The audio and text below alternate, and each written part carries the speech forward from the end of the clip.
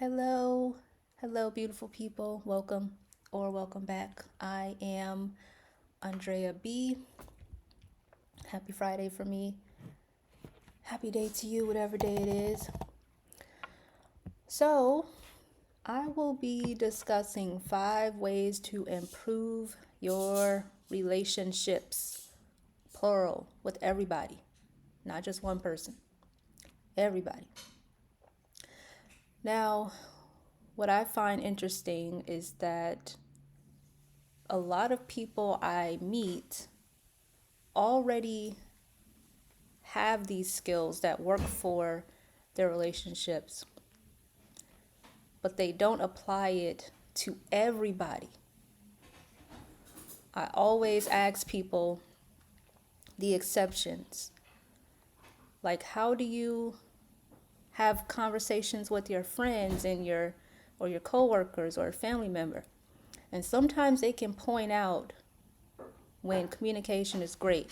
They say, "Oh, I can talk with my mom, no problem." Okay, well, why can't you apply that to your romantic relationship? And then they list out a bunch of reasons why it doesn't work. The point is, though, you probably already have these skills and you just need to apply it to everybody. The first one is to give people space when they ask and don't chase them. Even if they don't ask, sometimes people storm out of the room during conversations and don't chase them. What I've learned is when you don't give space when people ask for it, it will give them a reason to create more space and create further distance in the relationship, and they will have no desire to engage with you even more. They're asking for space for a reason, and if you don't give it to them, they're going to want more space, and it could take even longer for them to return. So, from my personal experience, I've learned that it's better to, one, give people that space because that's what they want, respect that boundary, and two, don't chase because why? Why are you working harder than you need to?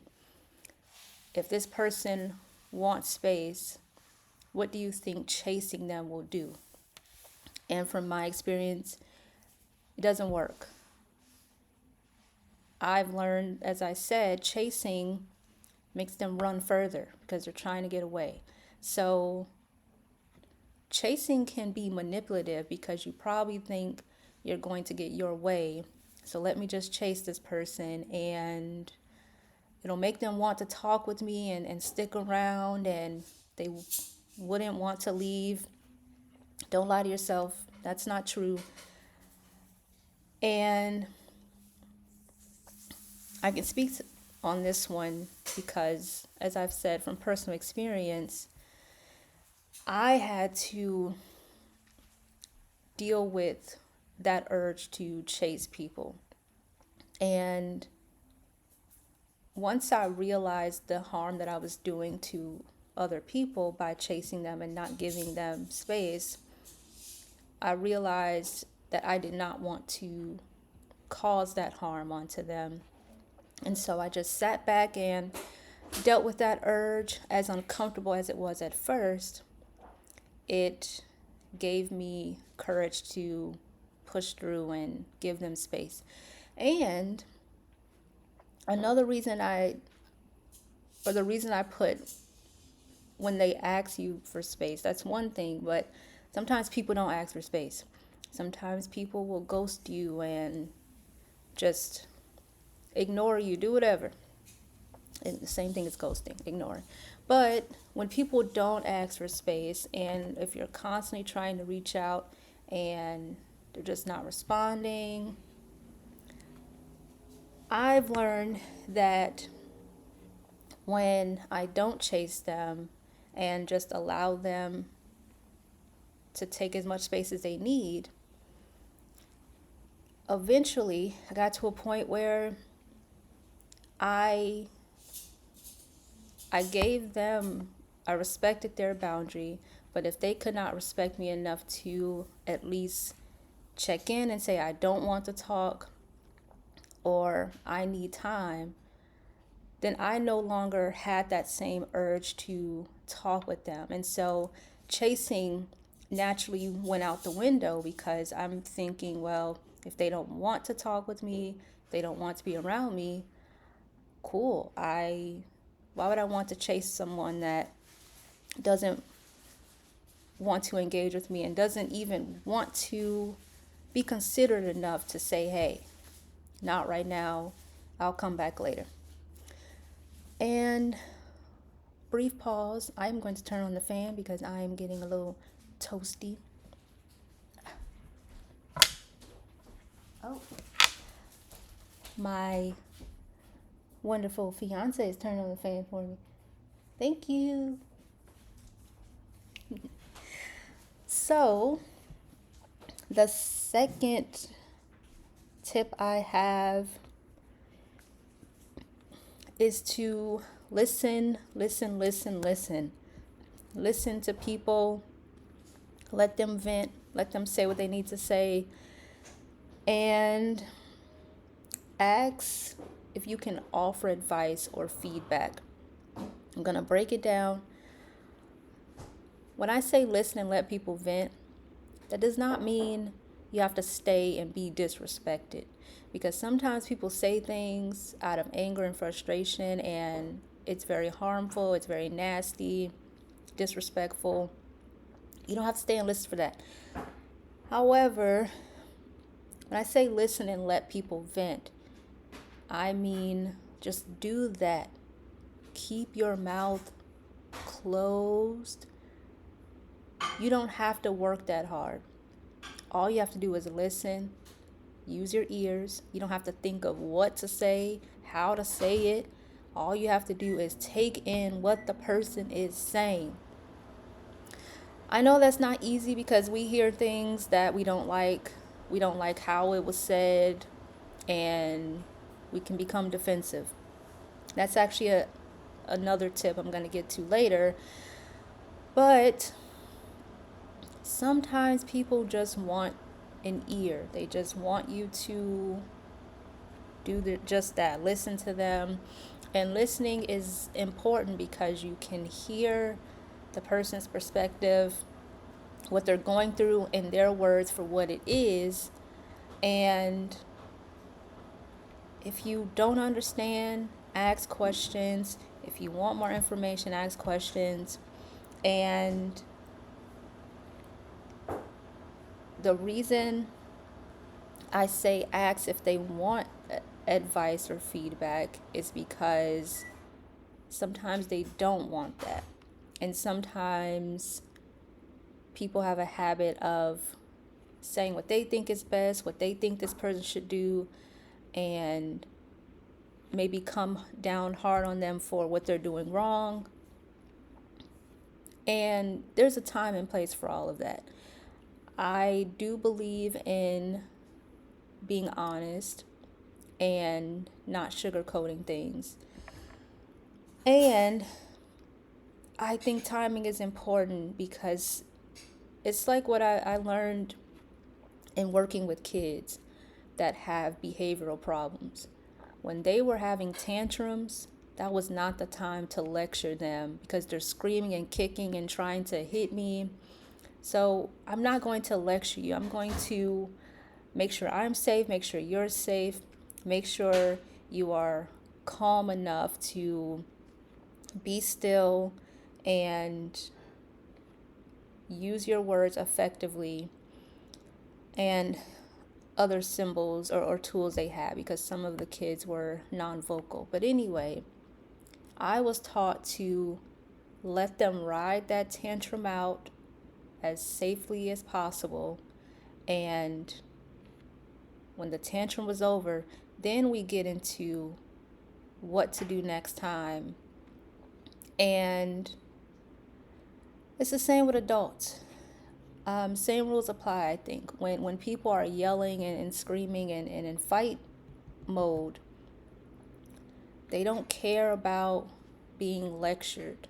They just want to feel those big feelings. They want to cry and blame the world.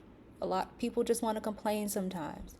And that's why I say ask if they want feedback, because how you do it matters.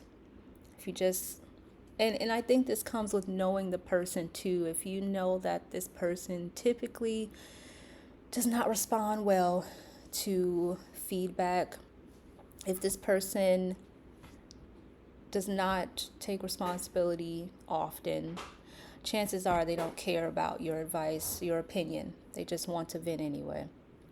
So, number 3, don't make everything about you. Be selfless.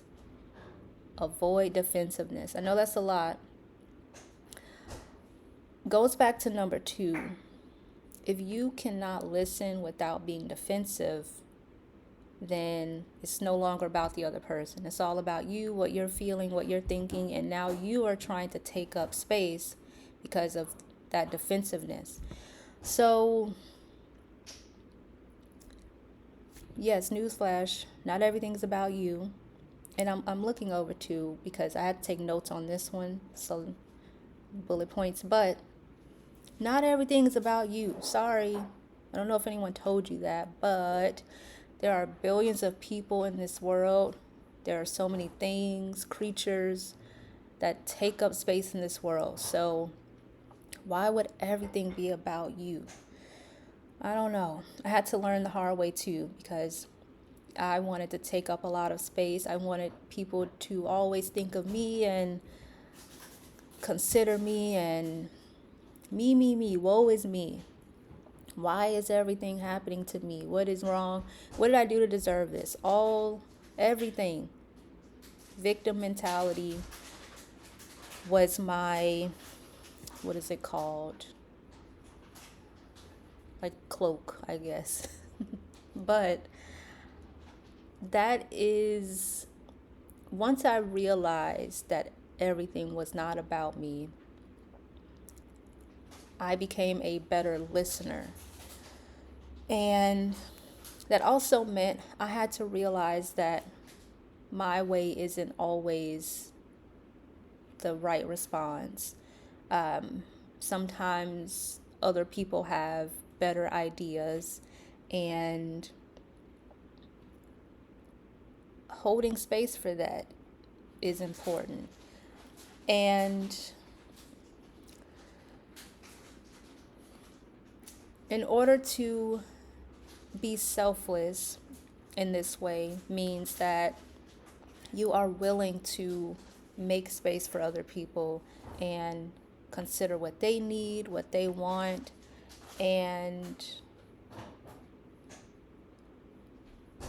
to avoid being defensive. Easier said than done, but it is a great skill to have, because it allows you to put what you're experiencing on the back burner and,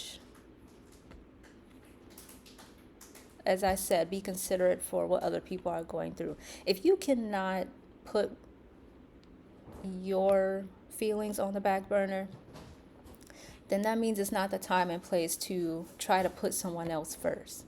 Because what I see and hear often is that people are clashing because everyone's defensive. And if everyone's defensive, obviously they're fighting each other. So who is going to put themselves aside first so that they're not fighting each other and able to focus on the issue or topic at hand in the first place? And another main point about defensiveness is, as I said earlier, you get to hear the other person's perspective and ask those questions, figure out what they mean, because when people are defensive, they often make assumptions and jump to conclusions and tell themselves stories that aren't based on facts. Even if a person says, I think you're stupid. Okay, well, what do you mean by that? It's okay to ask those questions, because stupid for me may mean something different for you.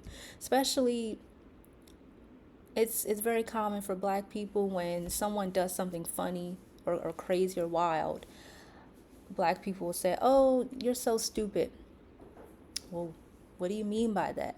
Because you may hear that and you may be ready to fight.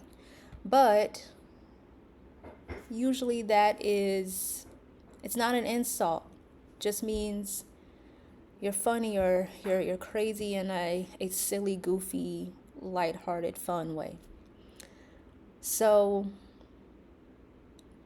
number 4. Actually, I'm going to come back to number 4, because number 5 that I had written down, I think is a piggyback off of the first 3. Take responsibility.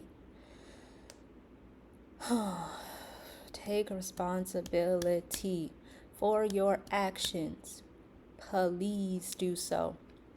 If you cannot do that, your role in the relationship is causing more harm, because it is not always the other person's fault. Sometimes it is your fault. And it's okay, because you are not perfect. You don't have to be perfect. That's less work for you to do. And it's great. It's great to not be perfect, because you don't have to be robotic. You can be human. So take responsibility for your role. When you do that, it leads to growth. It leads to change and collaboration with other people. You get to work together and say, excuse me, this is what went wrong, and this is what, excuse me, all the burps. This is what went wrong, and this is what we can do differently to move forward, make some progress. And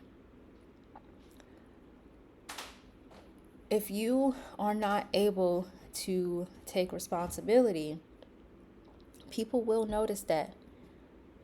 And it goes back to being able to receive advice and feedback. If you are not able to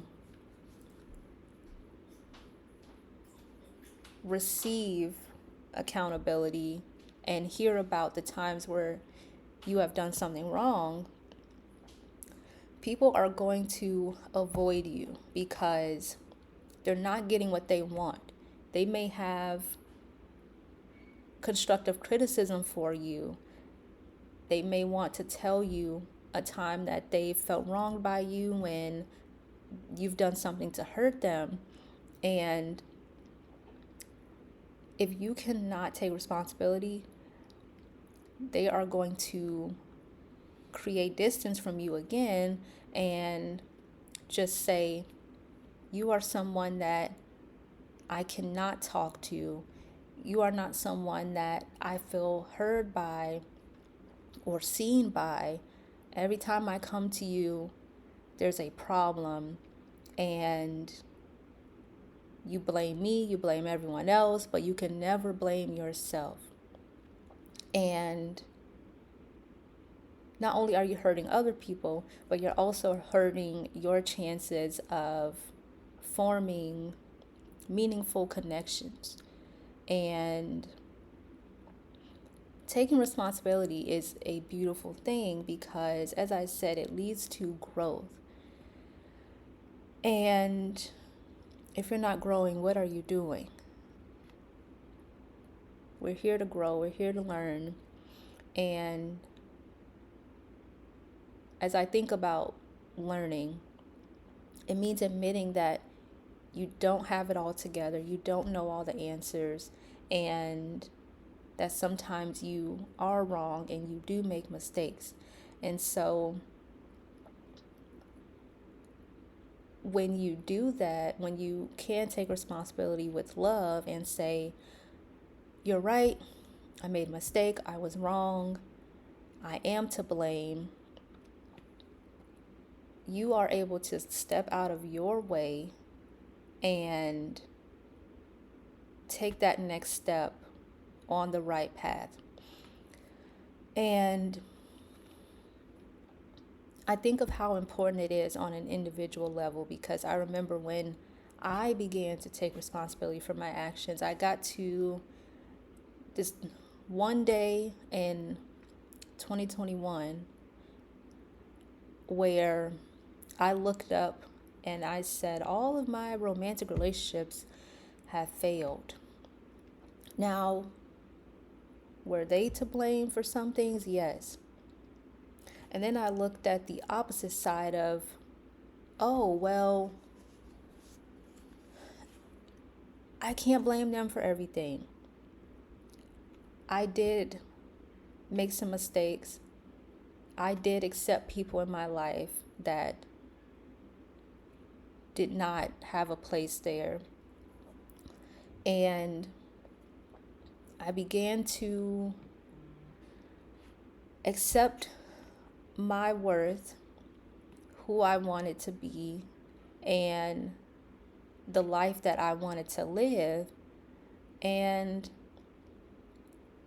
I realized that I was the one choosing to interact with the people that kept hurting me. And I realized that I did not have to. I took control. I took responsibility for my actions because no one forced me into those relationships. I chose to go into those relationships, even when I didn't want to. Because honestly, I stayed in some relationships because I thought I had to. I told myself I should try to make it work, I should fight for it. And I did not have to believe all of those things. So because of those beliefs, I then began to tell myself, I don't have to fight for this if I don't want to. It's okay to walk away. Walking away does not mean I failed or I am a failure. And the more I told myself that, the more I gained control, and then I took responsibility for my actions. And it was the most beautiful thing because I got to walk away from who and what wasn't serving me in order to walk toward what will serve me, which is how I've gotten here, which is why I'm able to comfortably and confidently tell you all these tools, because I am still applying them. The rules still apply every single day because there are so many things presented to us that we can either choose and say, this is something that will serve me, or we can reject as something that doesn't serve us. There will always be a choice. And the beautiful thing is we get to take our time. Not everything is life or death, so we don't have to make an immediate decision. It's okay to be indecisive for a moment. It's okay to not know.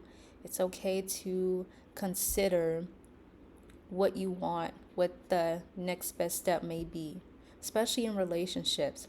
If you're having doubts about being with someone or having a friend, continuing a relationship with a family member, you get to say, let me take my time and evaluate the situation. And from that point, you can look at what's working, what's not working. Is it worth continuing?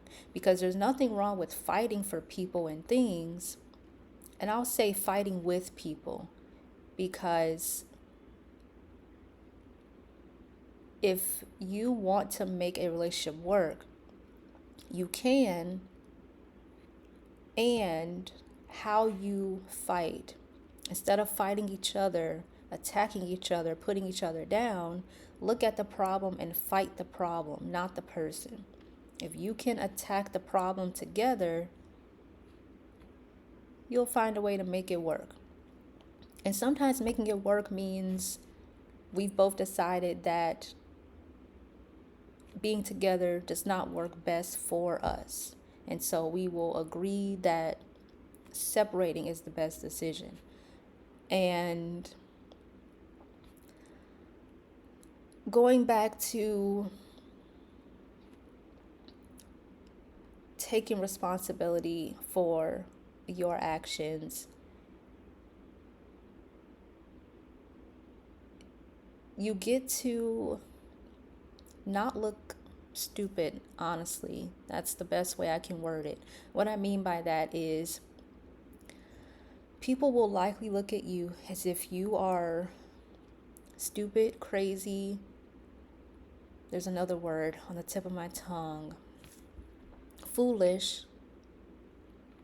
If you are making choices that are sabotaging you, people will definitely judge you and say, you just don't know better.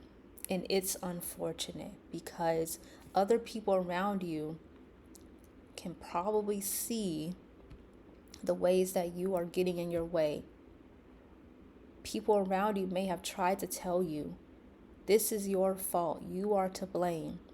And if you ignore that and try to tell people they're wrong, they don't know what they're talking about, they will look at you and say, well, you may just be a lost cause. And if that continues, they will just assume you are going on a path of destruction. Now, that doesn't mean every time someone blames you, just believe them. No, it's okay to challenge that and ask questions. Why do you think it's my fault? Where do you think I went wrong? Why do you think I'm to blame? And if there is truth there, then yes, believe it. Believe it. That's like when people are accused in court. You murdered someone. And if you ask that person, why do you think I murdered someone? And all evidence points to you. And you can admit, you know what? I did stab them. I did shoot them. They're dead. Then yes, that means taking responsibility. I know that's an extreme example. But yes, it applies to everything. Take responsibility. Now, number 5, avoid gossiping. That is another way to improve your relationships. Avoid gossiping. I'm slowing down here because I'm thinking of what gossiping does for the person you're talking about and the person you're talking to. Now, the people you're talking to, if you're gossiping to other people, with other people, I always say, if someone comes to me and they're gossiping about someone else, what the heck are they doing about me? Now, do I have evidence that people are talking about me? Not all the time.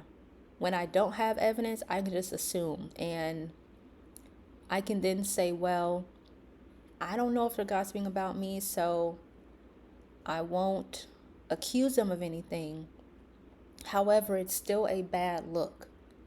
It's still a bad look for people to come and gossip about other people, to just put them down and be negative and talk trash, and it's just evil. Now, there's a difference in venting and gossiping. Venting is a way to let your feelings off your chest, how you feel and what you don't like. And gossiping, I think, is rooted in evil, where you're not doing anything other than putting someone else down, talking bad about them, and sometimes it looks like jealousy and envy as well. And I actually want to refer to the Bible because there are many verses that discuss gossiping. Gossip. Wrongdoers eagerly listen to gossip. Liars pay close attention to slander. Wrongdoers eagerly listen to gossip. And fire, and the first one was Proverbs 17:4. The second one is Proverbs 26:20. Fire goes out without wood, and quarrels disappear when gossip stops. It's all there. My screen protector chipped. It's unfortunate. Proverbs 16:28. Proverbs is great. I love Proverbs because so much wisdom is there. It's beautiful. Okay, 16:28. A troublemaker plants seeds of strife. Gossip separates the best of friends. Proverbs 20:19. A gossip goes around telling secrets, so don't hang around with chatterers. You have permission to not hang around with chatterers. A gossip goes around telling secrets. If you are telling the secrets of others, people are trusting you, they're confiding in you, and you are going around spreading their business, you're only telling people that you can't be trusted, that you can't keep your mouth shut, that you can't hold water because you are going to let it run. The moment you turn the corner. Remember Ezel on Friday? Smokey said, don't tell nobody that I am outside taking a sugar honey iced tea in the grass to wipe my butt with newspaper. What did Ezel do? He said, hey, Smokey is back here taking a sugar honey iced tea. Now, no one was around, but Smokey said, Ezel, what did I just tell you not to do? And what did you just do? And then Ezel just lollygags down the street like he did nothing wrong. Luckily, no one was around. But what if people were? And what if people ran around to crowd around Smokey like, ha ha ha ha, you over here pooping in the grass. Terrible, terrible, terrible, terrible. And now Smokey did not want to tell Ezel. It just so happens that, of course, he's outside. Ezel saw him. Hey, what you doing back there? And he got called. But even my point in that is, when you find out something about someone due to them confiding in you, or you just happen to be exposed to it and you didn't mean to stumble on it, if this person does not want their business out, keep it to yourself. Or have enough respect to say, I can't promise you that I will keep my mouth closed, so you should not tell me. It's okay to even do that. You will be respected more. But like I said, even if you aren't that honest, your actions will be honest for you and tell people that you cannot be trusted. So, protect yourself earlier so that people will say, you know what? I appreciate you being honest. Thank you for letting me know. Versus you kept a promise and you broke it. They will not like you 10 times more than if you were just being honest with them. They would have respected you for being honest. Now, there's so many. Proverbs 11:13. A gossip goes around telling secrets, but those who are trustworthy can keep a confidence. And the reason I included avoiding gossip in 5 ways to improve your relationships is because it helps to strengthen relationships if people know they can confide in you. And think of yourself. If you've learned that someone was gossiping about you, you will definitely stay awake around them. Keep your eyes open and alert to make sure they are not crossing you in any way, that they are not trying to use your information against you. And if you can be there for others, protect their secrets, if they can be there for you, protect your secrets, you two have a bond. You know that you can trust them. They know that they can trust you. And you are there for them. They are there for you. You know that when you need to vent, when you need someone to hold a secret for you, they will be there. And depending on the secret, that person may encourage you to tell someone else if it involves them. Because going back to gossiping, if someone says, I heard this, I heard that, you could encourage them to say, you may even challenge them rather and say, oh, so if you heard this about them, did you actually ask to confirm, see if it's true? That then holds them accountable to say, oh, you're right, I can ask. If I really care that much, if I really want to know, I can go to the source instead of assuming. Because people say, oh, I heard her boyfriend's cheating on him. I knew he was no good, and see that, and she's dumb for staying with him. All of that can be avoided. It can be avoided. Of, oh, I heard her boyfriend's cheating on her. What do you want to do with that information? Do you want to confront him, confront her? I wonder if she knows, or you may even have proof. I saw her boyfriend kissing another woman. What are you going to do with that proof? I wonder if she actually knows what her boyfriend is up to. Instead of, oh, she probably knows. She probably staying with him because she's insecure and blah, blah, blah, blah, blah. No, don't. If you want to tear people down, that reveals that you may be miserable, very hurt, very happy that someone else is going through a tough time, so that you can feel better about yourself, so that you can cackle and kiki with other people and just try to one up yourself. But actually, you're bringing yourself further down, because that gossip is just a mask. When that gossip runs out, you will be looking for the next piece of tea, or a cup of tea rather, to try to mask what you are hiding, all those insecurities, or at least what you're trying to hide, because usually those insecurities are showing up and you think you're hiding them, but you're doing a terrible job when you're gossiping about other people. Now,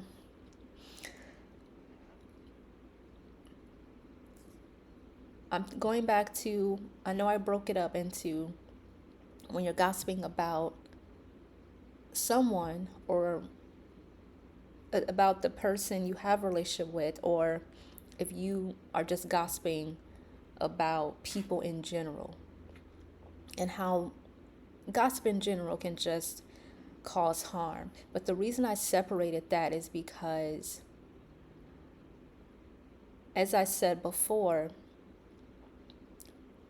if you gossip about someone that's your so-called best friend, you can guarantee that they won't be your best friend at all. Your fake best friend or your real best friend. Because there will be turmoil. There's no sincerity or love in gossip. And knowing the difference in venting. An example of venting could be,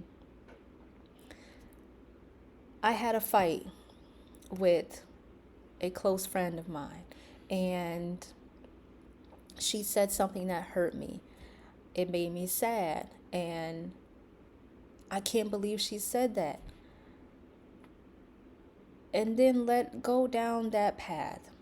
Venting is about you, how you're feeling, what you're going through, versus the gossip of, I can't believe what this boop boop boop said about me. That's why she's boop boop boop boop.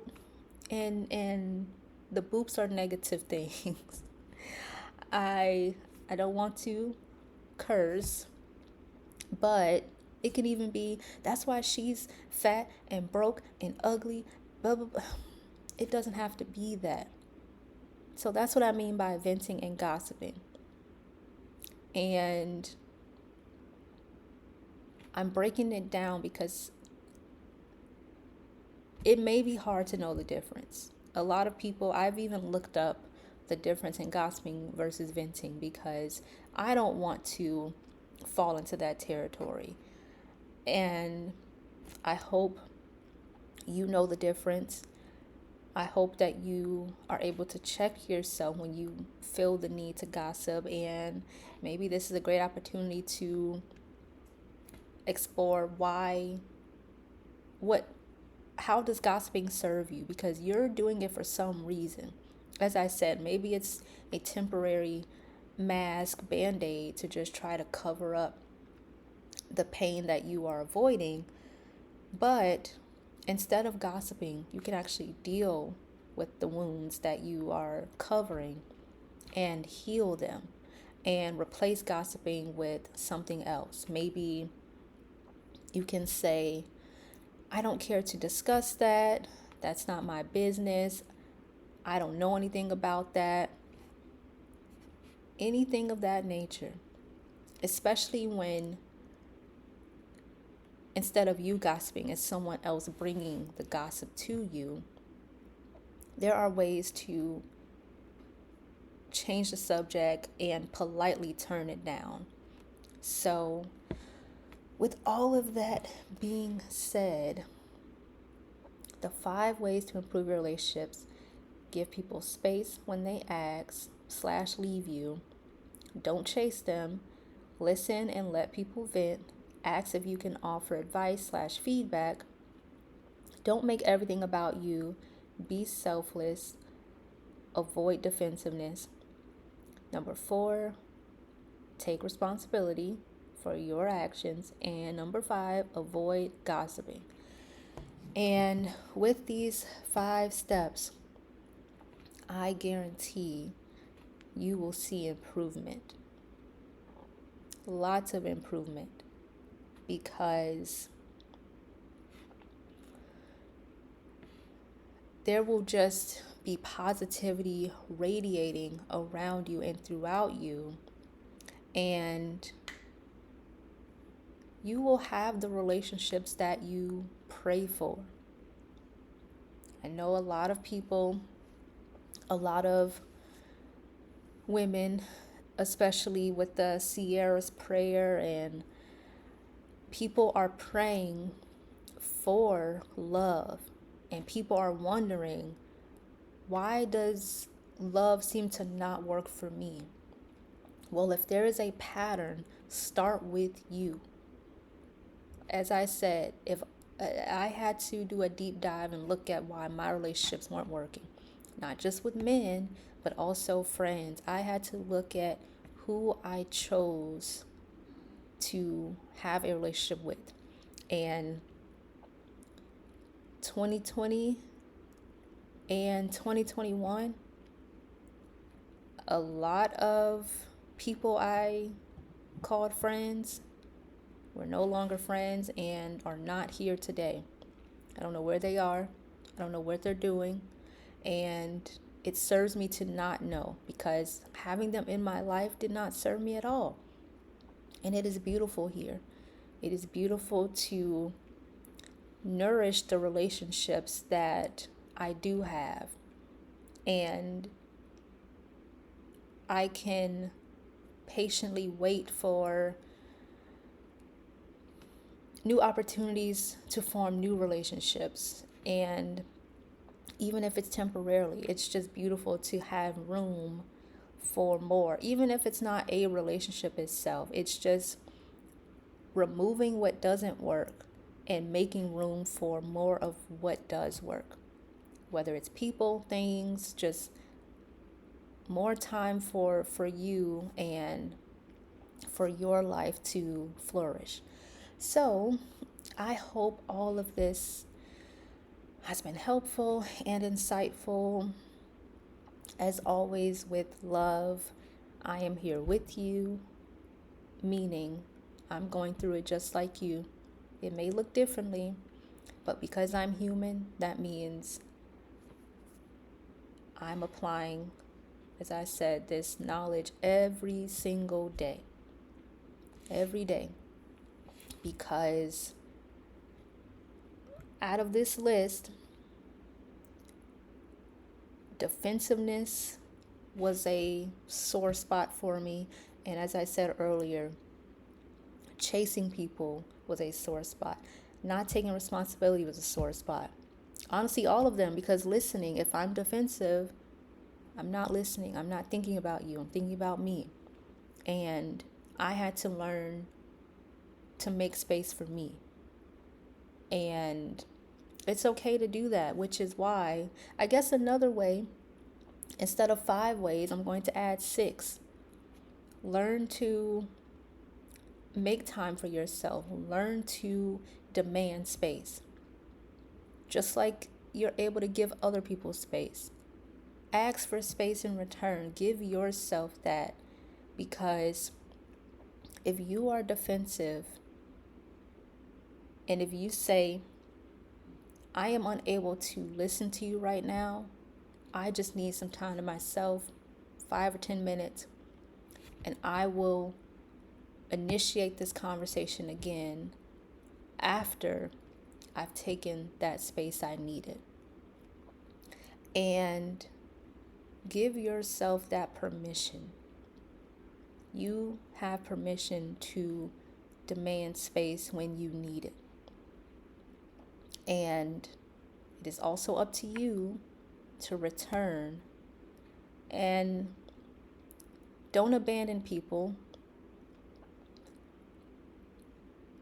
Let people know when you need space, how much time you need.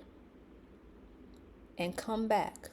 If 10 minutes is not enough, just say, honestly, I need a little bit more time. Can I come back to you before the end of tomorrow? Just give me the day, and before tomorrow ends, I will return. So today's Friday. If you say, I can't do today, can I come back to you Saturday? That means that person will be expecting you to come back to them before Saturday ends. And if you don't keep your word there, then of course a person may feel abandoned by you, because they're thinking, well, I'm waiting for you. You did not get back to me when you said you would. How can I depend on you? You're not keeping your word. And they may give you some grace, some wiggle room if it's midnight on Sunday, 12:15 a.m. They may not want to fight you that much. They may say, oh, it's fine. It's a little bit past midnight. No worries. But the point I'm making is that when you make an initiative to return to the person, the conversation, etc., you're showing people that you are willing and you have the desire to work through things, that you're not trying to abandon them, that you just need space. Even if it can be space for anything. You have a life, you have work, you have responsibilities, maybe you have kids, you have pets, you have things to take care of.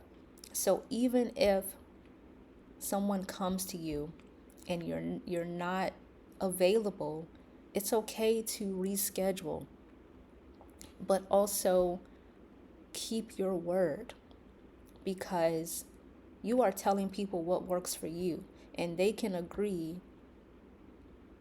decide to agree or not if that works for them. And a lot of people get that part wrong, because a lot of people are very great at taking space. And I remember I was dating a guy that took space, sometimes without asking, but he could never tell me when he planned to return. It was just, I need space. And he even told me I could have gone longer. And then when I explained to him what not knowing when and if he'd come back did for me, then he was able to see from my perspective why I wanted to know how much space he needed. Because you can say you don't know, and truthfully, you may not know. As I said, 10 minutes may not be enough. A full day may not be enough. But if you at least set a time where you are intentional about returning, that's already a step forward versus saying, I don't know, and not trying to figure out a time to return. Usually that's avoidance and wanting to sweep things under the rug, trying to take the easy way out. Well, no. Be intentional about taking space and using it productively in order to return in a productive way, a more effective way to work together. And when I think back to that relationship,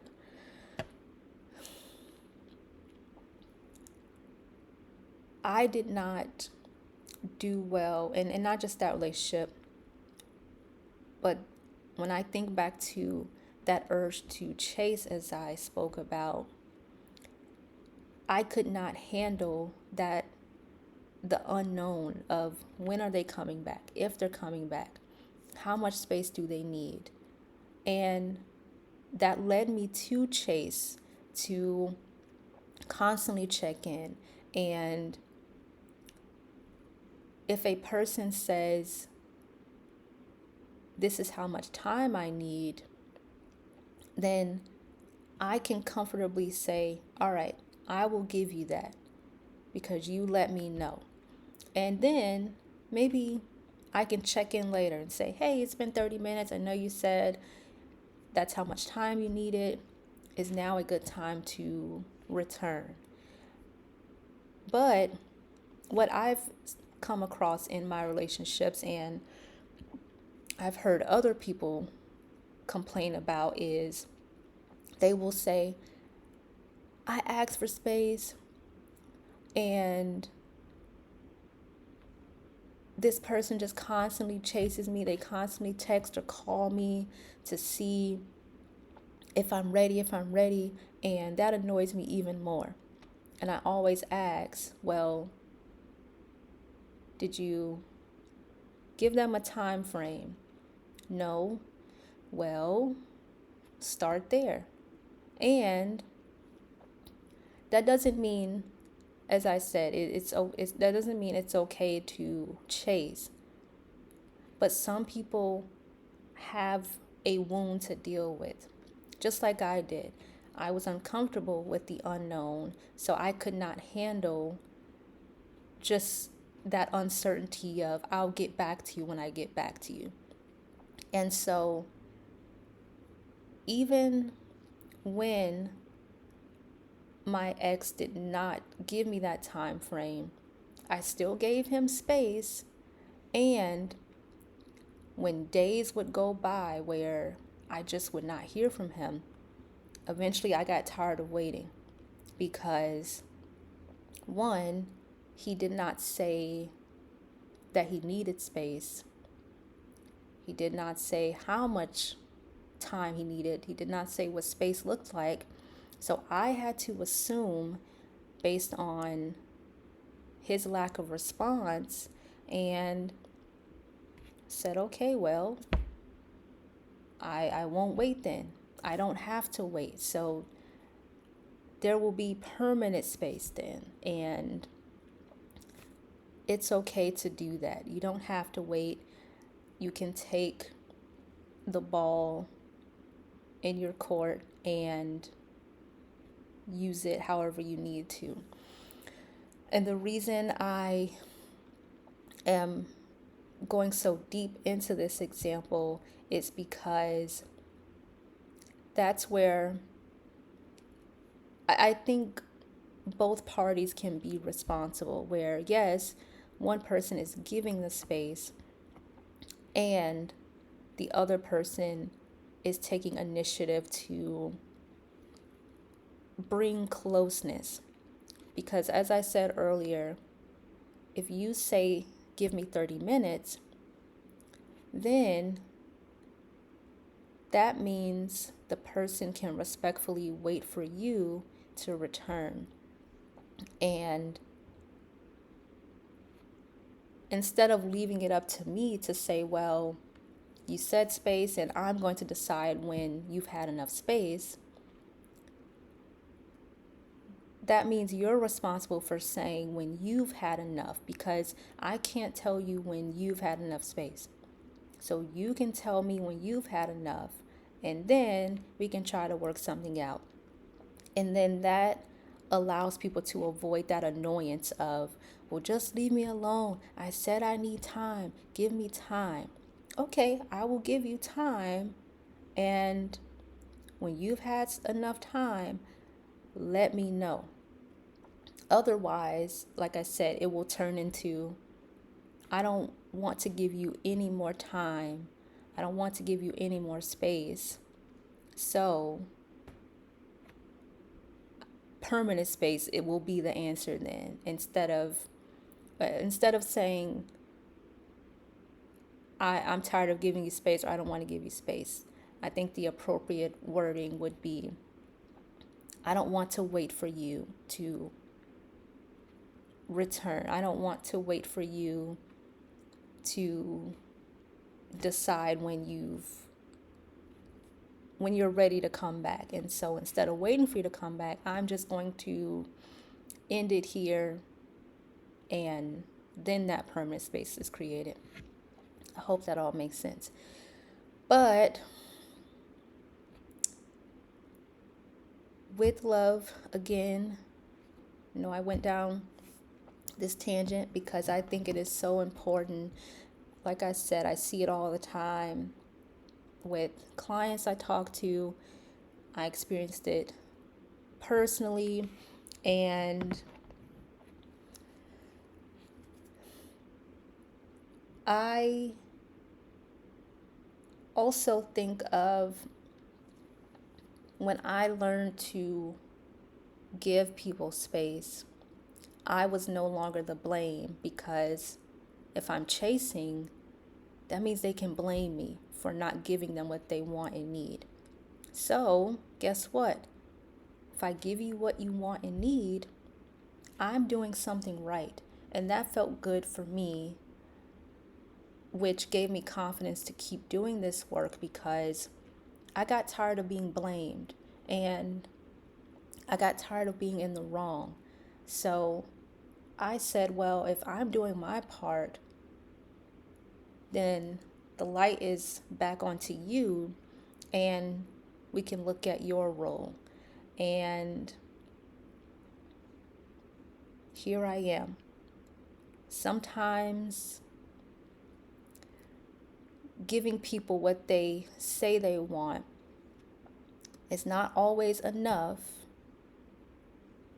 but at least you can walk away saying, I tried. I did do my part. I did do my best, and my best wasn't enough for this relationship, friendship, etc. to work. And to me, that is beautiful, because it shows that on an individual level, I made some progress, and here I am.